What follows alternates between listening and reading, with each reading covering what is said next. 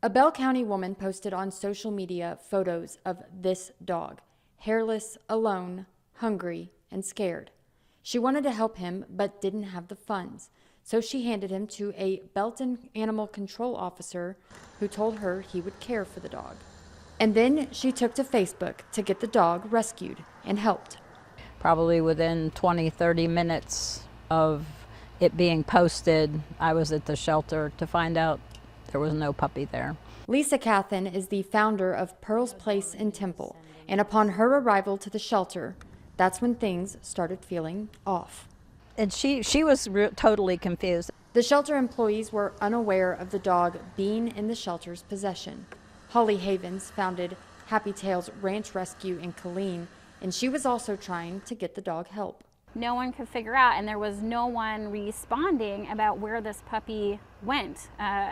If it was euthanized, was it still alive? Where was it? It wasn't until 24 hours later that they learned the dog had been euthanized by the animal control officer. He, from his viewpoint, said that the puppy was hot, the puppy looked terrible. Well, it's mangy, it's not going to have any fur, it's going to look terrible. It could have an infection, sure, but that's an antibiotic.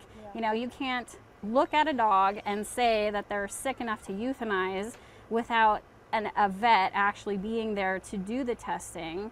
The animal shelter is owned and operated by Bell County, but through an interlocal agreement, the city of Belton has officers who use the county facility. We have that policy and we observe that policy and follow it, but that our contract with Belton, letting them use the facilities, that they have their own protocol.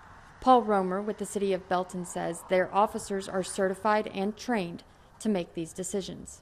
I think it needs to be noted that a professional made a professional judgment, and he euthanized that dog because of the condition that it was in.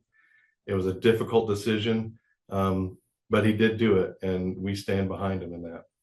Adding that he understands people are angry, and the city is already talking about ways to tighten up their communication between entities. While we stand behind, what our employee did, we're not saying that we can't improve and become better in the future. As for animal advocates, they say these officials should also be communicating with them. I hope that in the future, from all of these different experiences that we're seeing in different shelters, all just across Texas in general, I hope that there's going to be a lot more communication between your city and your local rescues, your community. Reporting in Bell County, Madison Herber, KWTX News 10.